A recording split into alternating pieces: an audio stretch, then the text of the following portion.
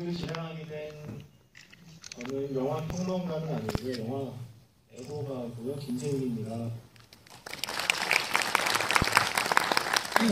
네, 저는 이상하게도 케이블 TV에서 영화 프로 2개를 진행하고 있는 조수의 음악 캠프 음악작가 배순탁이라고 합니다.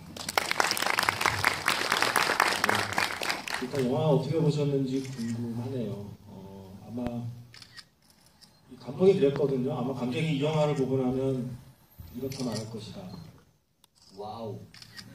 라고 감독 본인이 이야기를 했거든요. 와우 다음에 어떤 말이 붙을지는 관객이 말하지 않았고요. 와우, 이따 영화가 다 있어. 라고 말하는 관객도 있을 것이고, 와우, 어떻게 이런 영화를 만들지? 라고 하는 관객도 있을 겁니다. 어쩌면 왜 평론가들은 이따 영화를 좋아하는가? 라고 생각하는 분들도 앉아 계실 수 있고요. 제가 오늘 영화를 전화 한번 보고 오늘 중간에 들어와서 그 부분을 좀 봤는데요. 확실히 좀 최근 영화의 하나의 경향이 보이는 것 같아요. 뭐 어려운 얘기는 아니고요. 최근에 이런 영화가 어쨌든 계속 제작되는 이유는 영화를 만드는 사람의 목적과 이런 영화를 상영하는 극장의 목적이 서로 맞아 떨어진다고 생각을 하거든요. 어쨌든 영화를 만드는 사람들은 소설이 아닌, 연극이 아닌, 그리고 음악이 아닌, 그림이나 무용이 아닌 영화만이 할 수 있는 건 과연 무엇일까를 고민할 수밖에 없겠죠. 근데 영화가 갖고 있는 큰 단점이 있죠. 우리가 어떤 이야기를 전개하는데 똑같은 이야기를 책 한 권으로 읽는 것과 영화 한 편으로 보는 것의 차이는 그 세세한 인물의 심리 묘사나 이야기를 약간 벽돌 쌓듯이 차근차근 쌓아가는 건 사실 소설이라는 매체를 따라가면 힘들 겁니다. 그건 영화의 단점일 텐데 대신 영화가 갖고 있는 장점이라면 보여주고 들려줄 수 있다는 거죠. 그러면 감독들은 영화를 만드는 사람들은 자기가 몸담고 있는 매체의 단점에 좌절하기보다는 자기가 몸담고 있는 매체의 장점을 활용해서 어떻게든 새로운 걸 만들어 보려고 하는데 그 결과가 최근에 보면 체험이라고 생각이 들거든요. 예전에 영화는 구경하는 매체였는데 이제 어느 순간부터는 영화는 극장 안에 있는 사람들이 어떤 한 편의 영화를 체험하는 걸로 바뀌어간다고 생각을 해요. 그건 아마 극장의 이해관계인데 여전히 이 시대에도 극장에 와야 하는 이유를 만들어줘야 되는 거죠. 이 영화 나중에 IPTV로 TV에서 본다고 생각해보세요. 절대 안 되죠. 못 봐요, 끝까지. 중간에 아마 택배가 오면 오히려 반가울걸요. 이게 작은 화시키고 그렇죠. 작은 화면으로 빠져들 수 있는 영화는 어떤 사건이 많은 이야기고요. 이 영화는 사건이 아니라 시간을 다루고 있는 영화거든요. 한 주인공의 시간을 관객이 체험하게 만드는 영화인데 이거는 완벽하게 어두운 공간에서 억지로라도 2시간 반 동안 한 곳을 바라보며 웅장한 사운드와 거대한 화면이 제공되는 공간에서라야 그들의 시간을 체험하는 게 요만큼이라도 가능하지 스마트폰으로, 지하철에서 스마트폰으로, 집에서 IPTV로는 이 시간을 체험하는 건 불가능하기 때문에 극장 입장에서도 뭔가를 구경하는 이야기보다는 뭔가를 체험케 하는 방식의 영화를 요구하게 된 거고요. 그게 상업영화나 블록버스터 쪽에서는 그 관객이 체험하는 방식을 3D나 IMAX 쪽으로 이제 구현하게 되는 거고 이런 아트하우스 영화는 결국 일종의 재난영화로 계속해서 최근에 만들어내죠.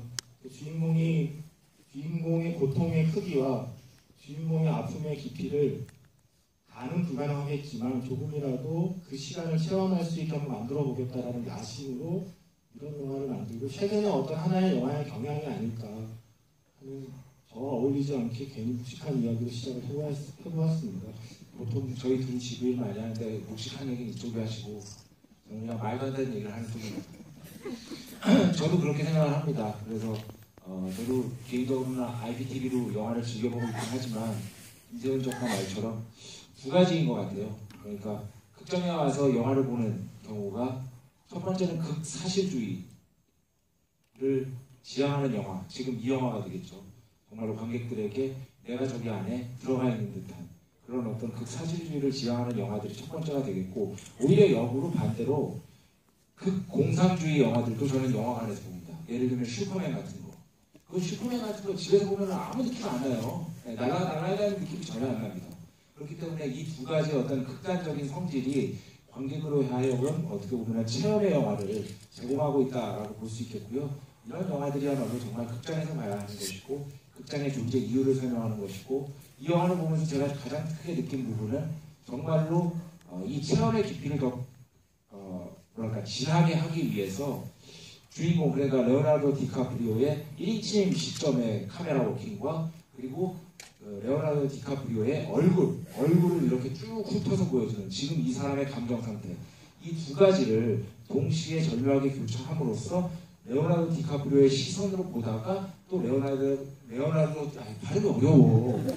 레오나르도 디카프리오가 레오가 지금 어떤 기분을 느끼고 있는지를 바로 근접해서 보여주는 이 두 가지가 계속해서 끊임없이 변화가 됩니다. 그러면서 정말로 내가 저 인물이 된 듯한 어느 정도는 체험의 경지, 착각에 빠지게 하는 그런 효과가 분명히 있다는 거죠. 제가 이 영화를 지인들하고 보고 그랬어요. 야, 이제 그만 디카프리오한테 상 주자. 진짜 줘야 돼. 상 안 주니까 이제 이직까지 한다.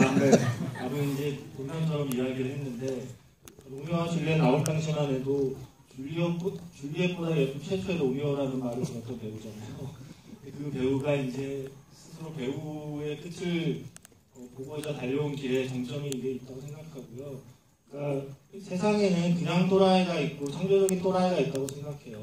영화를 잘 만드는 사람들은 결국 창조적인 또라이인데 이 영화를 만든 감독, 이 감독의 이름을 외운다는 게 저는 진짜 자랑스럽습니다. 그렇습니다. 알레한드로 곤잘레스 이냐리투 감독은 지금 시대에서 어쩌면 가장 창조적인 또라이라고 할 수 있고요. 전작도 거의 어떻게 보면 그의 또라이적인 기질이 예술적으로 승화된 경우였다고 할 수 있겠죠. 최근에 할리우드에서 눈에 띄는 작품을 만든 세 감독이 공통적으로 멕시코 출신이라서 그 셋을 묶어서 쓰리 아미고스라고 이제 이름을 붙였죠. 미국에서. 그게 그래비티를 만들었던 알폰소 쿠아론 감독이 있고요. 그리고 이 작품과 버드맨을 만들었던 알레한드로 곤잘레스 이냐리투 감독이 있고요. 그리고 하네 미로나 최근에 퍼시픽 맞을 거예요. 퍼시픽 맞습니다. 만들었던 기에르모 델 토로 그 세 감독이 다 멕시코 출신인데 할리우드의 감독들과는 조금 다른 느낌의 그 색깔 있는 영화들을 만들어서 이제 그 셋을 묶어서 부르거든요. 그 중에서도 이 영화를 만든 감독은 사실 가장 묵직하고 무겁고 우울하고 어두운 이야기를 다루었던 감독이고 이 감독의 영화는 컨디션 좋을 때 보셔야 되고 밥을 많이 먹고 보면 절대 안 되는 영화이고 커피는 샷추가를 내서 먹으면서 봐야 되는 영화를 만드는 감독이거든요. 근데 이 감독은 그렇게밖에 만들 수밖에 없는 게 이 사람이 살아온 인생이 빡세요. 이렇게 멕시코에서부터도 가난하게 살았고 그러니까 부모님이 부산강도 강화해서 엄마 이빨 다 나가는 걸 눈앞에서 어릴 때 봤던 친구고 제 친구는 아닙니다. 그랬던 감독이고 17살 때 학교를 뛰쳐나와서 선원이 돼서 전 세계를 떠돌아다녔죠.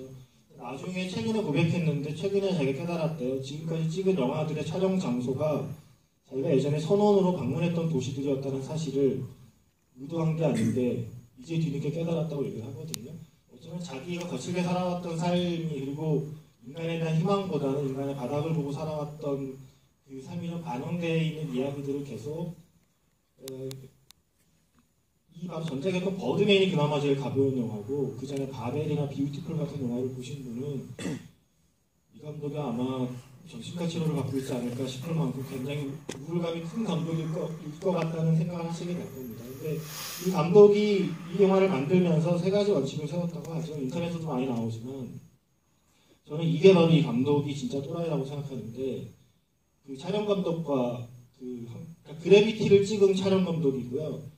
그래비티 찍고 오스카상 받았고 바로 그 다음에 버드맨 찍어서 또 오스카상 받은 촬영 감독이에요. 멕시코 감독들하고 다 작업하거든요.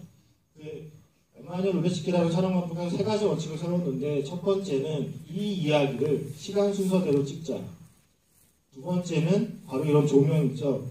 조명 쓰지 말고 자연광으로만 찍자. 그게 진짜 빡센 거죠. 세 번째는 가급적 롱테이크로 컷을 나누지 않고 한 큐에 가자. 라는 세 가지 원칙을 세워서 이런 영화를 그렇게 찍는다는 건 사실 미친 짓입니다. 그래서 애초에 80일로 잡혔던, 그 육지로 잡았던 제작기간이 9개월로 늘어났고 6천만 달러였던 제작비가 1억 3천만 달러로 올라갔다고 하거든요. 그리고 중간에 수많은 스태프들이 도망갔고, 왜냐하면 이게 실제로 영하 40도의 공간에 가서 차로만 2시간 들어가서, 여러분 산에 가보셔서 알죠? 해 금방 지잖아요. 한 2-3시간 찍고 다시 2시간 걸려 내려갔다가 다음날 또 올라갔다가 이 짓을 9개월을 한 거예요. 그래서 이제 캐나다에서 찍다가 겨울이 끝나버리니까 아르헨티나까지 촬영지를 옮겨서 이 후반부 장면을 아르헨티나에서 찍었고, 주변의 요새 장면은 그나마 해를 길게 쓰려고 하나는 동쪽을 향한 세트, 하나는 서쪽을 향한 세트를 지어서 2개를 지어 찍었다고 하니, 이거를 구상한 감독이나 그거를 좋다고 맞장 보신 촬영 감독이나 여기에 돈을 낸 투자자나, 저는 다 또라이고, 다행히 그들이 창조적인 또라이라서 최근에, 그러니까 결국 예술가는 그거잖아요. 남이 못하는 걸 하고 싶고 남이 안 하는 걸 하고 싶은 야심이 있는 게 예술가인데, 그런 어떤 하나의 예술가의 비전을 이런 완성된 형태로 보여준 게 아닌가 생각을 합니다. 특히 아까도 우리가 김세일 작가 차 얻어 타고 오면서 그 얘기를 했는데, 이제 곰과 싸우는 장면이 가장 압도적이라고 할 수 있겠죠. 초반에는 뭐 눈치채신 분들도 있지만 한 방에 찍은 거고요. 한 방에 찍은 거고, 거기에서 그거를 이제 한 방에 찍는다는 것 자체가 일단 이 사람은 정상이 아니다라는 어떤 확신을 가지게끔 해주고, 그런데 둘이서 얘기했지만 또 오히려 그래서 조명이 없다는 게 한 방에 찍기에는 오히려 역으로 유리한 점으로 작용할 수도 있었을 겁니다. 왜냐하면 카메라들이 없으니까 카메라 워킹이 좀 더 자유로울 수 있는 환경이 조성되거든요. 그렇기 때문에 그런 환경을 잘 이용해서 또 굉장히 머리가 좋은 감독 같아요, 오히려. 저는 사실 저는 이 감독 좀 무섭긴 해요. 이 영화 속의 많은 장면들에 대해서 기자들이 물어봤을 때, 감독, 제가 좀 전에도 인터뷰를 마지막까지 보고 왔는데, 제가 영화 보면서 눈밭이 펼쳐져서 잠시 환해지면 인터뷰지, 영어로 된 가디언자의 영어로 된 인터뷰를 모르는 단어로 건너뛰고 있었기 때문에 다른 이해 못했지만, 수많은 장면에 대해서 설명을 거부했고요. 어차피 나중에 DVD 매입 나오면 자세하게 알게 되겠지만, 모르는 건 모르는 채로 보는 것이 영화를 보는 마력이라고 생각을 한다며 밝히길 거부했지만, 약간의 힌트를 준 거는, 첫 번째, 디카프리오는 채식주의자입니다. 네, 여러분, 채식을 해도 디카프리오의 미모를 유지할 수 있다는 점을 디카프리오가 온몸으로 증명하고 있죠. 채식주의자인 디카프리오가 실제로 소 간을 먹은 겁니다. 네, 원래는 가짜 간을 먹기로 했는데 디카프리오도 상을 받고 싶잖아요. 그리고 알레한드로 곤잘레스 이나리투도 작년에 버드맨으로 상을 받았으니 한 번 더 받고 싶었겠죠. 그래서 진짜 소간을 먹기로 했죠. 진짜 소간을 먹었고, 중간에 이 영화의 가장 충격적인 장면 중에 하나인 말의 뱃속에 들어가는 장면도 자세히는 얘기하지 않으면서 애매하게 말했어요, 감독이. 거의 진짜다. 거의 진짜다라는 말로, 어디까지가 진짜고 어디까지가 가짜인지는 말 안 했지만, 어쨌든 그런 식의 시도를 한 거고요. 다만 그 시도가 왜 그랬느냐에 대한 납득이 돼야 되잖아요. 근데 감독이 무슨 말을 했냐면 이렇게 비유했습니다. 모든 걸 사실 많은 걸 CG로 만들어낼 수 있지만, 그럼에도 불구하고 가급적 진짜 가능한 건 실제로 찍으려고 했던 건, 지금과 같은 기술이 발전하기 이전에 초창기 영화를 만들던 사람들이 보여줬던 순수한 열정과 에너지를 재현해보고 싶었다라는 말을 하면서 비유하기를, 디지털, 그러니까 컴퓨터 그래픽으로 떡칠한 영화를 유전자 조작식품이라면 이런 영화는 유기농이다 라는 표현을 썼습니다. 우리가 유전자 조작식품으로 더 싸고 더 쉽게 키울 수 있는 작물을 얻을 수도 있지만, 그럼에도 불구하고 유기농 작물을 찾는 그 마음처럼 이런 식의 시도로 최대한 그 사실에 접근하려는 노력도 많이 필요하다고 본다 하면서 자기가 참고했던 영화로 지옥의 묵시록을 꼽았어요. 프란시스 포드 코폴라 감독의 지옥의 묵시록이 방영이 됐잖아요. 실제로 살아있는 소를 죽여가면서 찍은 그 미친 영화잖아요. 자기의 선배들이 보여줬던 그런 어떤 광기어린 열정을 내가 한번 재현해보고 싶었다는 인터뷰를 하더라고요. 저는 그러니까 관객의 입장에서도 마찬가지라고 생각을 합니다. 이게 정말 극단의 정서를 다룬 영화잖아요. 그죠? 극단의 정서를 다룬 영화인데, 이런 어떤 극단의 정서를 다룬 영화들이 점점 더 이제 뭐랄까, 조금씩은 점점 더 외면받고 있는 것이 우리 현실이죠. 그죠? 왜냐하면은 그것이 불편하기 때문에. 그죠?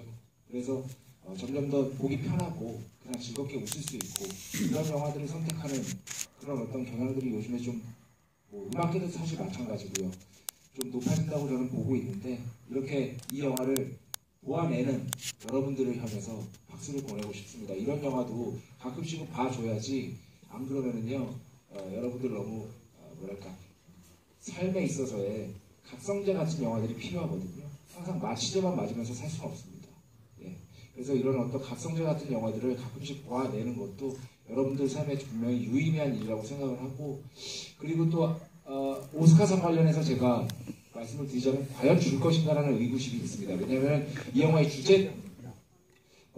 주제가 기본적으로 우리가 보통 인디언이라고 잘못 부르는 아메리칸 원주민, 네이티브 아메리칸 들과의 어떤 뭐랄까 불화 같은 것들을 그리는 작품이라고 할 수 있겠는데 굉장히 보수적인 아카데미에서 과연 이런 어떤 이런 영화에 대해서 편을 들어줄까? 어쨌든 거기서는 백인 중심의 사고를 하는 집단이기 때문에 그렇기 때문에 조금 회의적인 측면이 저는 개인적으로는 있습니다. 최근에 보면 아카데미도 많이 바뀌긴 했죠. 이민자들이 많이 이제 들어오다 보니까 아카데미 회원 6,000명 중에 구성도 좀 바뀌고 있어서 가능성이 있고요. 아마 이게 실제 이야기를 바탕으로 했잖아요.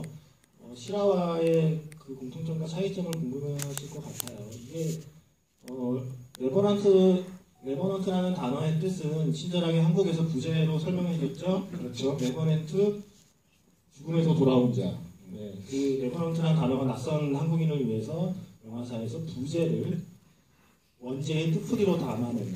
여러분들도 나중에 가서 뭐 블로그 같은 거 하실 때 부제를 꼭 적어주시기 바랍니다.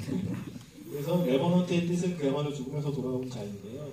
이게 그 2002년에 책이 출판이 돼요. 근데 뭐 기사 보셔서 아시겠지만 마이클 펑크라는 작가인데 이 사람이 전업 작가가 아니라 좀 어렵습니다. 미 통상 대표부 부대표이고 그 유명한 WTO 국제무역기구의 미국 대사이신 분이에요. 이분이 회사 새벽 5시에 출근해서 하루에 업무 시간 전에 3시간씩 미친 듯이 그 실제 인물의 이야기를 취재한 걸 바탕으로 책을 썼고 그래서 2002년에 출판이 되었는데 영화는 2001년에 기획이 됩니다. 그러니까 출판되기 전에 이 소식을 듣고서 그 판권을 출판도 되기 전에 사서 2001년부터 준비를 했고요. 이 작가가 취재한 그 실제 인물의 이야기는 약간 미국의 약간 전설처럼 전설처럼 내려오는 그 한 인물의 이야기였어요. 실제로 휴 글래스라고 하는 실제 그 영화 속 인물과 같은 휴 글래스라는 인물이 1780년에 태어나서 1833년에 죽었다고 하는데 1823년으로 설정이 되어 있죠. 실제로 1823년에 휴 글래스라는 남자가 겪었던 이야기가 하나의 전설처럼 이렇게 구전되어 오고 있었고 그걸 이제 마이클 펑크가 정리를 한 건데 이 실제와 이거와의 그 일단 같은 점은 실제로 휴 글래스 실존 인물도 인디언 여성과 결혼을 한 걸로 자료에 나와 있고요. 실제로 곰에게 습격을 받아서 여기에 나오는 이 디카프리오를 버리고 간 등장인물 이름도 똑같아요. 피츠제럴드와 짐 브리처라는 두 동료와 함께 남겨졌는데 영화에서처럼 버리고 가버렸고요. 그 둘을 잡겠다는 일념 하나로 6주 동안 북한의 그 미국의 그 19세기의 황야를 뚫고 살아 나왔다고 하고요. 영화와 다른 점은 그 둘을 찾아내긴 했는데 죽이지는 않았다고 이제 전해져 와요. 그것이 이제 약간의 다른 점이고 아들도 없죠. 그러니까 이제 좀 더 극적인 영화적인 장치를 위해서 실제 사건에 등장하지 않는 아들을 설정해서 그 약간 이야기가 달라지잖아요. 나를 버리고 간 두 자식을 쳐 죽이겠어라는 일념 하나로 이 험한 고생을 하는 주인공과 내 아들을 죽일 놈을 찾겠어라고 이 험한 길을 가는 주인공을 보는 감독의 시선은 좀 다르니까 영화적으로 각색을 하기 위해서 아들 설정을 이제 좀 추가를 했고요. 실제로 걸은 거리가 320km 정도니까 우리로 치면 서울에서 부산 정도. 근데 19세기에 그 혹한의 추위 속에 곰에게 살이 다 뜯겨나가서 실제로 구더기가 살을 퍼먹는 상태에서 6주를 살아남았던 징글징글한 인간의 이야기를 그 인간이 실제로 겪었던 6주에 걸맞게 나로 징글징글한 방식으로 찍어내겠다 해서 완성한 영화라고 이 작품입니다. 네, 저도 뭐 음악 얘기를 좀 해야 될 것 같은데 아베를 싫어하는 아주 의식 있는 뮤지션이시죠. 류이치 사카모토께서 이 음악, 이것도 일본인데 하여튼 류이치 사카모토께서 이 음악을 맡았습니다. 또 신호를 주세요. 네, 치겠습니다 하고 치겠습니다. 류이치 사카모토 지금 여기 보셨다시피 이제 후보로 올라가 있고요. 우리에게는 마지막 황제에서 이제 영화 음악으로 가장 잘 알려져 있죠. 동아인 최초로 오스카상을 수상하신 위대한 작곡가입니다. 한국에서 공연도 잘하시고. 그런데 제가 개인적으로 느낀 점은 이 영화의 음악은 전체적으로 테마가 달랑 두 개예요. 시청자분이 보이는데 빠밤 빠밤 이거 하고요. 웃어야 되는 거죠 지금? 굉장히 비슷했죠 여러분? 네. 이거 하고 그리고 둥둥둥둥둥둥둥 긴박감을 울리는 북소리 딱 두 개밖에 없습니다. 이게 아마 영화의 주제. 그러니까 이 영화가 한마디로 물론 아들을 향한 복수라는 거대한 어떤 테마가 있긴 하지만 기본적으로는 생존에 대한 문제잖아요. 살아남는 게 중요한 아주 심플하고 단순한 명백한 테마란 말이에요.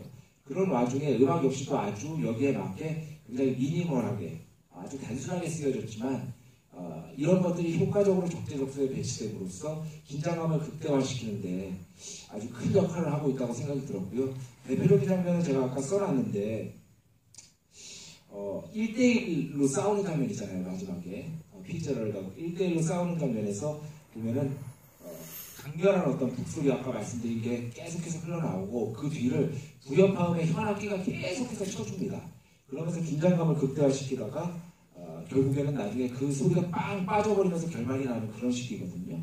그렇기 때문에 이런 어떤 음악들이 어떻게 치고 빠지느냐 그리고 이 음악들이 어떤 식으로 구성되어 있느냐라는 것들을 다음번에 한번 재관람을 하시면은 조금 더 깊게 들어보시면은 훨씬 더 재미있는 경험이 될 겁니다. 저는 정말로 이 영화의 정말 이렇게 단순한 음악으로 이렇게 높은 몰입도를 낼 수가 있다니라는 점에 아주 찬사를 보내고 싶은 그런 작품입니다.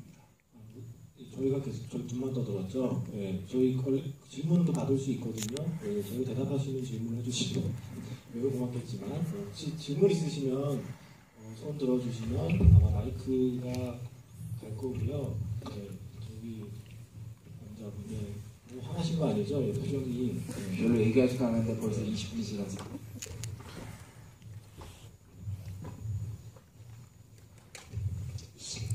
되게 재밌게 봤고요.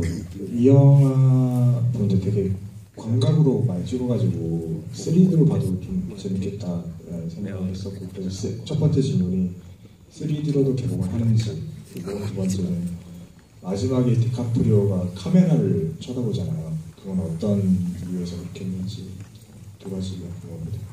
아이맥스로는 개봉하는 걸로 알고 있는데 3D가 하나요? 저희 관객 질문하실 때 하필이면 나가시는 저분이 뭐가 되십니까? 네, 제가 알기로는 3D 개봉 안 하는 걸로 알고 있고요.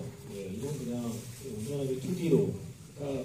그러니까 아까 말씀드렸듯이 어떤 상업영화나 블록버스터가 추구하는 그러니까 지금의 어떤 최근의 영화의 한 경향이 구경이 아닌 체험으로 이동하고 있다고 한다면 관객을 체험케 하는 방법을 대규모 블록버스터나 상업영화가 어떤 3D의 입체감이나 아이맥스나 그런 식의 방식으로 광활한 우주로 나간다거나 이런 식의 우리가 쉽게 할 수 없는 체험을 영화를 통해 하는 걸로 이제 그쪽으로 나아간다면 지금 보시 이런 영화 같은 경우는 아까 처음에 말했듯이 멀리 가기보다는 가까이 가는 방식으로 체험을 구현하겠다는 거죠. 그래서 굳이 3D로 찍거나 만들 필요성은 느끼지 않았을 것 같고요. 지금 우리가 보셨다시피 큰 화면에 큰 사운드면 충분히 디카프리오의 추위와 공포를 느낄 수 있기 때문에 그런 생각이 들고 마지막에 카메라를 쳐다보는 건 사실 아마 여기 앉아 계신 관객의 숫자만큼의 그 장면에 대한 해석은 나올 거라고 생각을 하고요. 저 역시 어떤 정답을 드릴 수는 없고 저는 그 감독이 아니니까요. 다만 영화에서 라스씬에 저런 방식을 쓰는 경우가 가끔 있어요. 지금 문득 떠오른 건 살인의 추억 생각해 보시면 저는 올드보이 떠올랐는데 그렇죠. 네. 마지막에 겨울도 비슷하고 네. 인물의 클로즈업이 꼭 카메라를 쳐다보는 게 제가 또 떠오른 건 살인의 추억이 맨 마지막에 송강호 씨가 카메라를 쳐다보는 방식이었거든요. 그때 봉준호 감독이 했던 말이 사실 송강호 씨 같은 경우에는 클로즈업보다는 풀샷이 어울리는 배우란 말들을 많이 했었죠. 그러니까 박찬욱 감독이 했던 비교인데 최민식이라는 배우는 얼굴 자체가 스펙티컬하기 때문에 클로즈업 하는 것만으로 재밌는 그 감독 입장에서 재밌는 화면을 잡아낼 수 있고 송강호라는 배우는 그러니까 머리 발끝까지 전신이 나오는 상황에서 화면 안에서 송강호가 노는 모습을 보는 게 재밌다는 표현을 쓴 적이 있는데 역으로 클로즈업이 잘 어울리지 않는다고 하던 좀 약간 밋밋한 얼굴이잖아요, 송강호 씨가. 근데 그 얼굴을 클로즈업으로 찍은 것이 봉준호 감독의 선택이었거든요. 봉준호 감독이 그때 했던 말은 삶의 추억의 주제가 그거였잖아요. 미치도록 잡고 싶었다라는 주제 하나로 영화를 만든 건데 마지막에 관객을 향해서 미치도록 잡고 싶어 했던 주인공이 관객과 아이 컨택을 하는 것으로 자기 미치도록 잡고 싶었던 그 마음을 이제 마지막으로 관객에게 그 얼굴 정면샷으로 보여주고 싶었다는 인터뷰를 제가 어디 봤던 기억이 나거든요. 같은 이유에서인지는 모르겠지만 어쩌면 감독 역시도 이 영화 속에 휴 글래스가 지나왔던 그 힘든 여정이나 휴 글래스의 고통이나 그러니까 그런 것을 마지막으로 관객에게 한 번 더 그 주인공과 눈을 마주치면서 고개 돌리지 말고 이 주인공이 지나왔던 이 험난한 이 시간에 대해서 그는 왜 만일 나라면 어떻게에 대한 답을 한번 스스로 생각해보라는 뜻으로 마지막에 그 시선을 관객에게 돌리는 게 아닐까. 이건 그냥 저 혼자만의 생각입니다. 저는 그냥 그렇게 생각합니다. 저는 뭐 이렇게 생각할 수도 있고 어떻게 생각할 수도 있고 그건 자유로운 해석일 수 있는 건데요. 저는 뭐 약간 제 개인적인 느낌인데 저는 정말 그토록 갈망하는 복수를 끝내고 난 뒤에 한 사람이 얼마나 깊은 허망함에 빠지겠습니까? 그렇죠? 사실상 거기 바로 앞에서도 피츠제럴더가 얘기하잖아요. 아들이 돌아오는 것도 아닌데 어쨌든 복수는 완성을 했고 그 뒤에 아내는 이 세상 사람이 아니고 홀로 남겨져 있고 그런 어떤 깊은 허망함, 외로움, 슬픔 이런 것들을 표현하기 위해서 그 눈에 담기 위해서 그렇게 클로즈업을 한 게 아닐까라는 생각도 했었습니다. 개인적으로는. 네, 문득 하나 덧붙이고 싶은 건 사실 이거는 어떻게 보면 우리랑 전혀 상관없는 이야기잖아요. 우리가 19세기에 시간을 되돌려서 살 리도 없고 우리가 저런 인생을 살 리도 없고 저기까지 문명화가 진행되지 않은 시대에 우리가 살고 있지 않기 때문에 나랑은 전혀 상관없는 전혀 동떨어진 이야기이긴 하지만 영화라는 매체가 갖고 있는 정말 설명할 수 없는 기묘한 마력은 나와 전혀 상관없는 이야기에서 아주 한 토막 어쩌면 나와 비슷한 것일 수도 있는 거 한 조각을 발견해서 그거를 손에 들고 즐겁게 집에 가는 거라고 생각을 하거든요. 그러니까 제가 예전에 제로 다크 서티 영화를 보고 썼던 글이 생각나는데 오사마 빈 라덴을 잡고 싶어서 그렇게 그 심연을 그로 쫓아다녔던 주인공이 정작 오사마 빈 라덴을 잡고 나서 혼자 비행기에 앉아서 정말 허탈한 눈물을 흘리는 장면이 있거든요. 그때 그 썼던 표현이 어쩌면 자기의 목적을 완수한다는 건 여기서는 복수겠죠. 그 영화에서는 오사마 빈 라덴을 잡는 것일 테고 자기가 목적했던 말을 이룬다는 건 그 이루고 났을 때의 느낌은 마음에 어떤 내 마음을 가볍게 만드는 연을 매다는 일이라기보다는 내 마음에 축을 매다는 일일지도 모르겠다는 생각을 하게 됐다는 글을 쓴 적이 있어요. 어쩌면 마지막에 디카프리오가 관객을 쳐다보는 것도 나는 이제 복수를 끝냈으니 내가 원하던 말이 이루었어라는 어떤 성취감이라기보다는 어쩌면 앞으로 남은 세월에 더 무거운 추가 그에게 매달려 있을지도 모른다는 상상을 그러한 어떤 추측을 관객이 좀 해주기를 바란 건 아닐까라는 역시 쓸데없는 혼자만의 생각이 있습니다. 혹시 또 질문 있으신 분 있으면 의외로 왜 이렇게 많으시지? 바로 옆에 계신 분 이동거리를 줄이기 위해서 안녕하세요. 영화 잘 봤고요. 저는 그 영화 보면서 그 레오나르도 디카프리가 돌아오잖아요. 돌아와서 이제 대사를 하는데 자기는 이제 한 번 죽어봤으니까 두려울 것이 없다. 그 대사가 되게 인상적이었어요. 혹시 보시면서 명대사나 명장면처럼 기억에 남는 장면이 있는지 궁금합니다. 제가 먼저 할까요? 이 영화는 뭐 사실은 영화 전체가 명장면이라고는 생각을 해요. 어쩌면 감독이 야심히 그거였을 테고 김영진 평론가가 제 옛날 잡지사 선배인데 그 김영진 평론가가 그랬거든요. 야, 영화라는 거 결국 명장면 남기려고 찍는 거야 라는 말을 한 적이 있는데 그때 술자리에서 한 얘기라 우스개로 들었는데 시간이 지날수록 맞다는 생각이 들어요. 그러니까 예술가가 그림도 그릴 수 있고 소설도 쓸 수 있는데 그걸 안 하고 영화를 찍는다는 건 하나의 장면으로 완성해서 감독 마음에 깊이 심겠다는 뜻이거든요. 모든 장면이 명장면이지만 저는 일단 무엇보다 오프닝 장면. 저는 약간 19세기의 라이언 일병 구하기가 아닌가. 그 오프닝 장면을 처음 보는 순간, 그러니까 그 영화의 오프닝이라는 건 왜 중요하냐면, 그러니까 그런 거 있잖아요. 우리가 사람으로 치면 사람을 이렇게 살금살금 꿰는 영화가 있는가 하면 다짜고짜 멱살 잡고 끌고 가는 영화가 있거든요. 어쩌면 그 뒤에 펼쳐질 어쩌면 특별한 일이 많이 벌어지지 않는 긴 이야기를 관객이 몰입할 수 있게 만들려면 살살 꿰어내는 방식으로 2시간 만을 끌고는 힘들었을 것이고 시작하자마자 다짜고짜 관객 멱살을 쥐고 질질 끌고 가겠다는 야심으로 찍은 장면이 아닌가 싶어요. 그런 점에서 저는 이 영화의 오프닝 장면은 이 감독이 세웠던 3가지 원칙을 생각했을 때 어쩌면 자기가 가장 첫 장면부터 자기의 야심을 보여주고 싶었던 게 치락된 게 아닌가. 그래서 일단은 저는 그 명장면은 그 첫 장면을 뽑고 싶고 명대사는 저는 그거예요 사실은. 정확히 기억 안 나지만 숨이 붙어있는 한 살아야 해. 그러니 계속 숨을 쉬려. 이게 얼마나 단순한 말입니까? 이게 그냥 친구끼리 숨이 붙어있으면 살아야 돼. 계속 숨 쉬어 임마 하면 아무 느낌도 없는 말이지만 그게 이 상황과 이 장면 속에서 나오면 그게 다른 의미를 갖게 되거든요. 제가 그게서 무슨 생각을 하게 됐냐면 이 영화는 결국 인간이 산다는 건 뭔가에 대한 아주 거창한 질문이라고 생각을 하는데 그 거창한 질문에 대해서 감독이 내놓은 대답은 생각보다 꽤 소박하다는 거죠. 산다는 건 결국 말장난 같지만 산다는 건 죽지 않는다는 거다라는 결론에 도달하기 위해 2시간 만에 끌고 왔다고 생각을 해요. 인간이 산다는 건 어떤 고별한 목적이나 대단한 꿈을 이루기 위해서일 수도 있지만 인간이 일단 살아난 이상 죽지 않고 버티는 것이 어쩌면 인간이 사는 이유일지도 모르겠다라는 어쩌면 가장 그런 이야기를 하고 싶었던 감독의 마음이 지각된 대사가 아닐까 싶어서 저는 아무것도 아닌 것 같은 그 대사가 좀 기억이 남더라고요.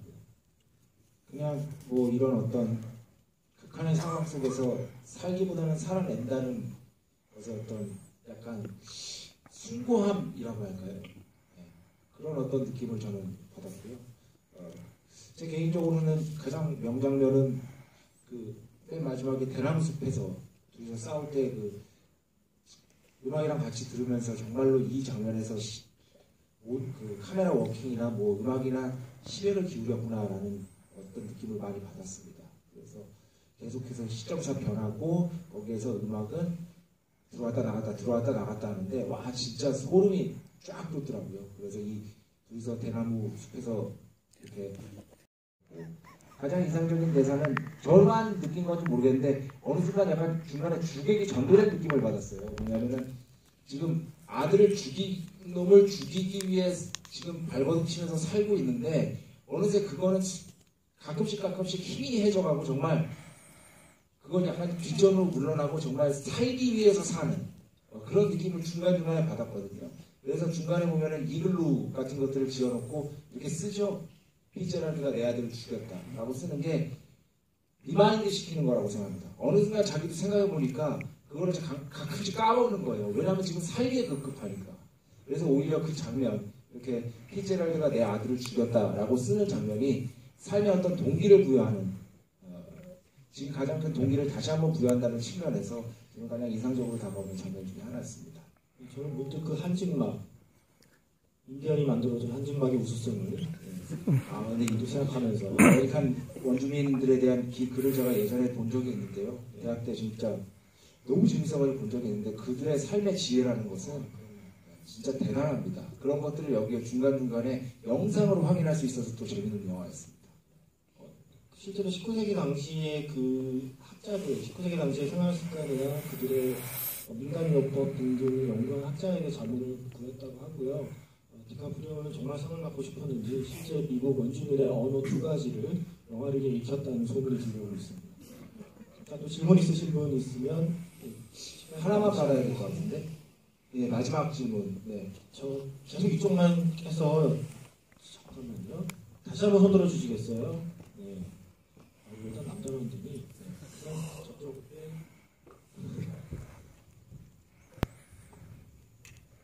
잠깐 질문하고 말씀 가는 동안 잠깐 뭐 다른 뒷얘기 하나 말씀드리면 이 영화의 감독과 배우로 거론된 케이스들이 있어요. 처음에 박찬욱 감독도 거론됐었다는 그 자료가 있어요. 박찬욱 감독 본인은 얼핏 얘기 들었지만 심각하게 얘기한 적은 없는 것 같다고 인터뷰를 했지만 외국 자료에서는 초기 언급된 감독으로 박찬욱 감독이 사무엘 L. 잭슨을 데리고 찍으려고 했다라는 자료가 계속 나오고 있고 정말 특이한 영화 됐을 것 같죠. 그리고 이제 그 다음에 이제 문랑에 올랐던 게 존 힐컷 감독이라고요. 더 로드라는 영화 있죠. 한 네티즌의 한 줄 평으로 화제가 됐던 2시간 내내 아빠가 아이랑 미아카 끌고 다니는 영화. 그걸 전사의 한 줄 평으로 소설을 봐야 돼요, 소설을. 근데 그 더 로드란 찍었던 감독이니만큼 여기 어렵다고 생각했겠죠. 그 감독이 크리스천 베일을 데리고 찍으려고 했었다고 해요. 근데 돌고 돌아 이 감독인 것 같고요. 네. 마지막 질문입니다. 말씀해주신 게 제가 질문하려고 했던 약간 겹치는 부분이 있는데요.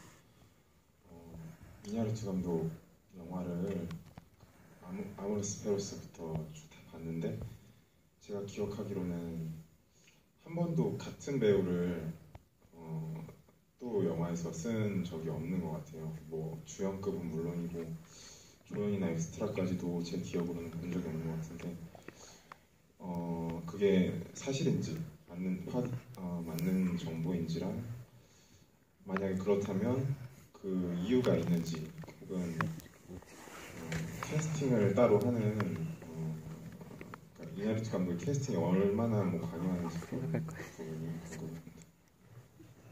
이건 사실 뭐 요즘 하는 말로 개발 케바케라서 이게 사실 할리우드 시스템이 우리나라와 많이 다르다고는 해도 아트하우스 영화 같은 경우는 감독의 목소리가 더 많이 반영되기도 하고 그렇지 않은 경우에는 어쨌든 미국 캐스팅 디렉터가 따로 존재를 하고 또 제작자의 입장이 존재하기 때문에 완벽하게 모든 캐스팅을 감독 뜻대로 할 수는 없을 거예요. 근데 저도 확인해 봐야겠지만 같은 배우를 안 썼는가에 대해서는 아닐 수도 있겠다 생각하는 게 실제와는 다르게 의도는 그 자료를 보면 그존 피츠제럴드를 연기한 배우 있죠. 톰 하디.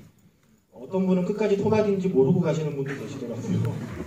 저랑 같이 영화 봤던 지인은 이 영화에 톰 하디가 나왔어? 라고 저한테 반문했었거든요. 톰 하디도 연기 정말 좋았죠. 얘기를 안 했네요. 네. 근데 그 톰 하디가 맡은 배역을 원래 쇼 펜이 할 뻔했었다는 그 자료를 봤어요.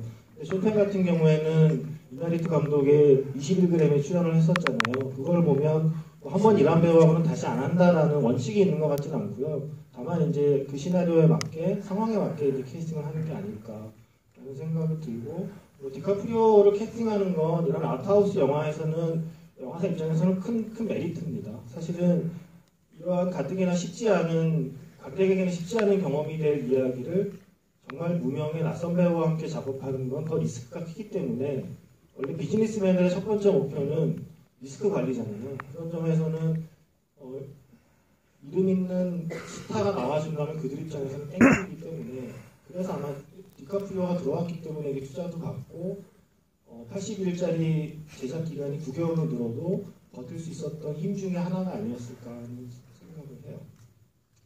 여튼 들어주셔서 감사하고요. 매주 월요일날 배철수의 마켓부에 2분이 나옵니다. 영화 얘기 궁금하신 분들은 매주 월요일 7시부터 나오니까 보시면 되고 참고로 화요일엔 제가 나옵니다.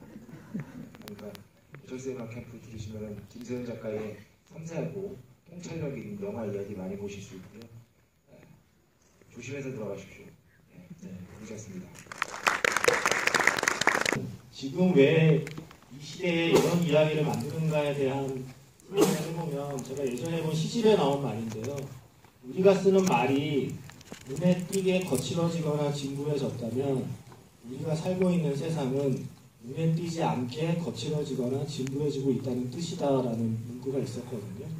우리가 보는 영화가 뭔가 삭막하고 거칠어지는 게 눈에 보인다면 어쩌면 우리가 살고 있는 세상이 그 삭막하고 거칠어지고 있기 때문에 아닐까라는 생각을 전혀 우리와 상관없는 이야기를 보면서 그 생각 하나 정도는 갖고 갈 수 있지 않을까 하는 말과 마지막 인사를 대신 드립니다. 긴 시간 들어줘서 감사합니다. 안녕히 가세요.